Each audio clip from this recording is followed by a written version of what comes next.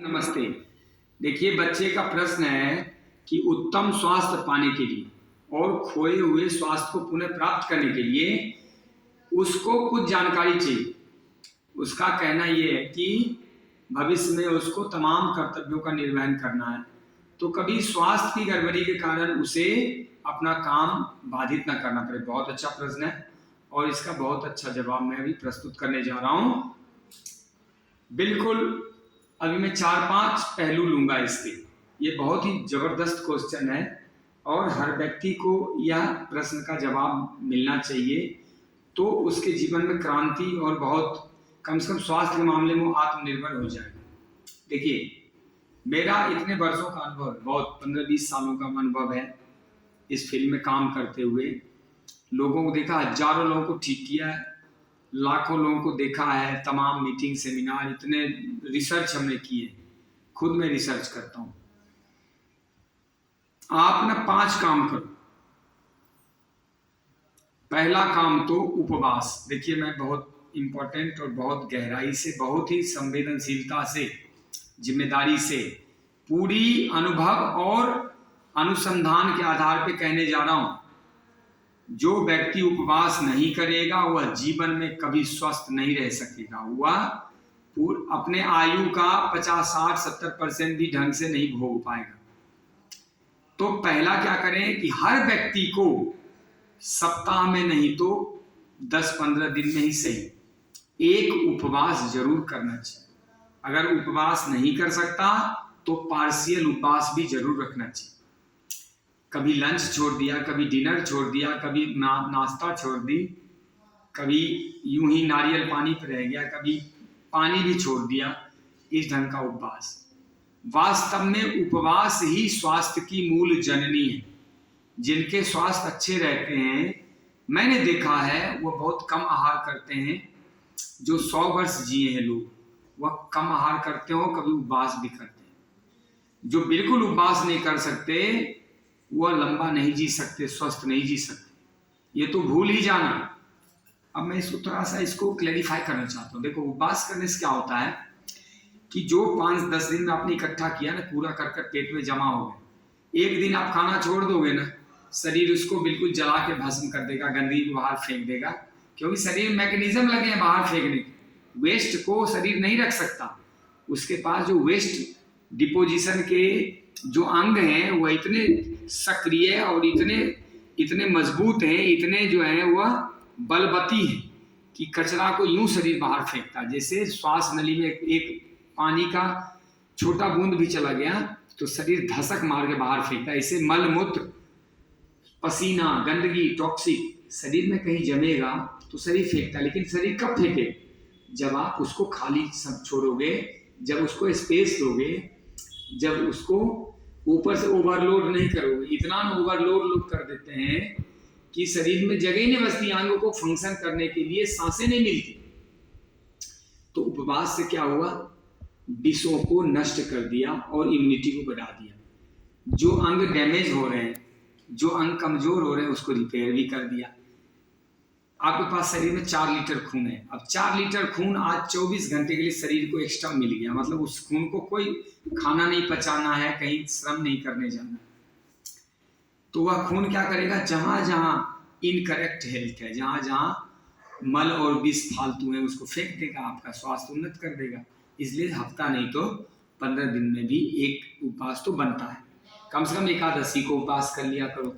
इसी बहाने 30 उपवास हो जाएंगे। 2 बार नवरात्रा आता है, 10-10 दिन, 9-9 दिन, तब कर लो। इसी बहाने 30-20-50 उपवास हो जाएंगे। इतना तो बहुत है। 50 में तो अजर अमर हो जाएंगे। कभी मंगलवार का हनुमान जी महाराज के सम्मान में उपवास कर लो। कभी और कोई आता है, भगवान राम और कृष्ण की जन्माष्टमी, रामनवमी वगैरह, तो उसमें भी आप करके अपना स्वास्थ्य बचा सकते हो। उपवास कैसे करना है थोड़ा मैं इस पे प्रकाश डालूंगा। उपवास तो सबसे पहले सूखा उपवास करना चाहिए, जिसको कहते हैं निर्जला, बिना जल के, ड्राई फास्ट। ड्राई फास्ट से क्या होता है कि आंतों में जमा हुआ मल और विष पपड़ी की तरह सूख के छोड़ देता आंतों को। जब सुबह हो गई, यानी 24 घंटे बाद, जब आप 1-2 गिलास वेजिटेबल जूस या फ्रूट जूस डालेंगे तो दांतों की धुलाई हो जाती, सारी पपड़ी धुल जाती, ये बहुत अच्छा है। फिर भी नहीं रख सकते, जो उन्हें नींबू पानी नारियल पानी पे रहना चाहिए। जो वो भी नहीं रह सकते उनको मौसमी अनार घिया के जूस इत्यादि ले लेने चाहिए। जो फिर भी नहीं रह सकते, चौथे प्रकार का उपवास है कि कोई रसीला फल जूसी फ्रूट ले सकते हैं। नेक्स्ट प्रकार क्या है कि आप चाहे तो थोड़ा कभी कभार फल भी खा सकते हैं, बिल्कुल बर्दाश्त नहीं होता, लेकिन कम से कम रात में उपवास तोड़ना तो बिल्कुल भी अच्छा नहीं। तो पहला जो स्वास्थ्य का पहलू है समझ लेना, उपवास। अच्छा, उपवास करने से स्किन चैनल्स में जमे हुए दोष भी निकल जाते हैं। जिनको भी स्किन डिजीज हो किसी प्रकार का, उपवास करें। लीवर डिजीज हो, किडनी डिजीज हो, नसों नाड़ियों में कोई प्रॉब्लम हो, उपवास करें। कहीं भी खून का दोष हो, बीपी, शुगर, मोटापा, थायराइड, गठिया, कमर दर्द, पेट में गैस बन रहा हो, उपवास करो। शुगर में भी उपवास करो। हाँ, कुछ रोगों में उपवास मना किया जाता है, जैसे टीबी है, भयंकर कमजोरी है, वो एक दिन भी नहीं रह सकता बिना खाए, तो उसमें आप रसीला फल, उबली हुई सब्जियां इत्यादि दे सकते हैं। ओके, अब दूसरा जो है इसका पहलू है उत्तम स्वास्थ्य पाने के लिए और खोए हुए स्वास्थ्य की प्राप्ति के लिए योग पथ, योग मार्ग अपनाओ। योग बहुत बृहद है, मैं योग पे बोलना शुरू करूंगा तो मुझे कम से कम 6 घंटे चाहिए। मैं इतना योग के बारे में बोल सकता हूँ, समझा सकता हूँ, लेकिन अभी मैं बहुत ही थोड़े शब्दों में ये कहना चाहूंगा कि योग पथ का पथिक बनो, योग मार्ग अपनाओ, तस्मात योगी भव अर्जुन, अर्जुन बन जाओ, योगी बन जाओ। योग में, योग करने से आपका स्वास्थ्य बहुत ही अच्छा रहेगा। स्वास्थ्य के मामले में तो आप आत्मनिर्भर होंगे, जीवन में बहुत कुछ आपको मिलेगा। मान लीजिए योग करके आप स्वस्थ रहते, 3 घंटे रोज एक्स्ट्रा काम करेंगे, कितने पैसे कमा सकते हो? 20 साल 25 साल अधिक जीवन जिएंगे, कितने धन कमा सकते हैं? कभी बीमार नहीं पड़ेंगे आप, कितना संपत्ति बचा सकते हैं? तो योग पथ का अनुगामी जो होगा वह उत्तम स्वास्थ्य को प्राप्त होगा। अब योग में सिर्फ आसन प्राणायाम करके आप देखिए कि इतना अच्छा स्वास्थ्य बना लेते हैं लोग। और जो यम नियम आसन प्राणायाम के साथ प्रत्याहार, धारणा, ध्यान, समाधि इत्यादि करेंगे, उनका कैसे क्रांति होगा उनके जीवन में। योग करो।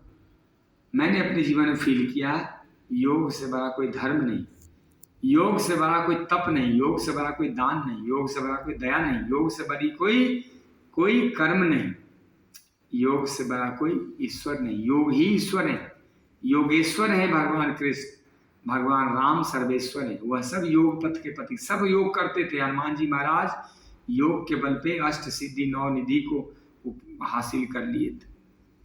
योग करेंगे आप 1 घंटा, 1.5 घंटा ही, 1.25 घंटा, आधा घंटा ही सही, तो क्या होगा, योग से आपकी शक्तियों का विस्तार होने लगता है। मिट्टी भी खा लेंगे, घास भी, कुछ भी, करकट भी, वह भी अमृत रूपी पाचक रस बन जाता है, आपके शरीर का अंग बन जाता है।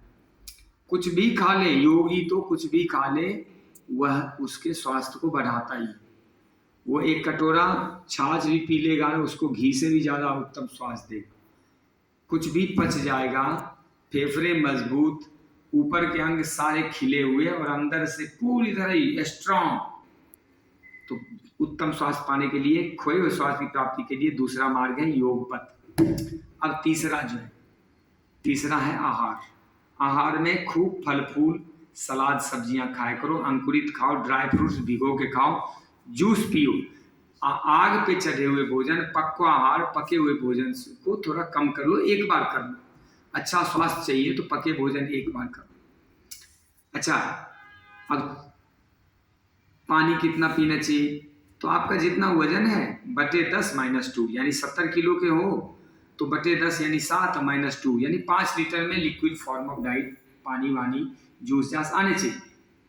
अब अंतिम जो है वह स्वास्थ्य पाने के लिए नेचुरोपैथी। उपवास, योग, आहार, अब आ रहे नेचुरोपैथी। नेचुरोपैथी जरूर अपनाना।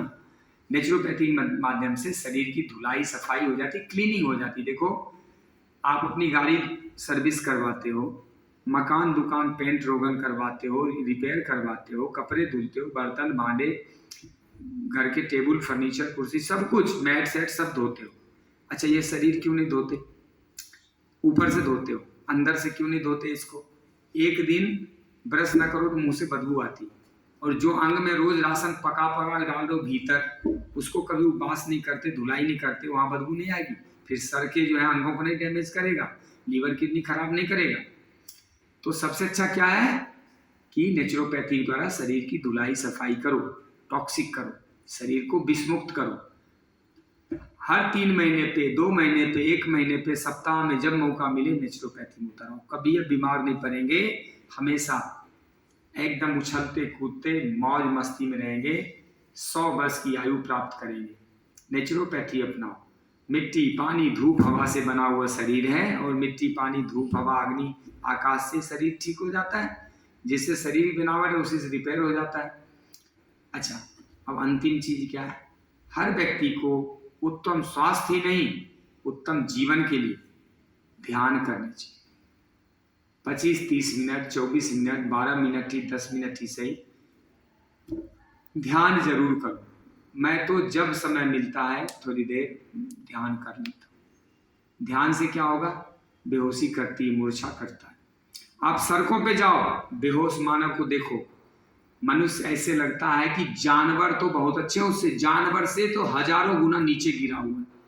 उसको बोध ही नहीं है, होश ही नहीं है, उसने गाड़ी कहाँ खड़ी कर रखी, उसके टांग कहाँ जा रहे हैं, कहाँ खाए जा रहा है, बतियाए जा रहा है, गाड़ी चले। इतनी ऊर्जा खंडित हो रखी लोगों की कि मैं कहता हूं कि सर किसी का पशुता देखना, सड़कों पे खड़े हो जाओ, दिन भर पशुता ही पशुता दिखे।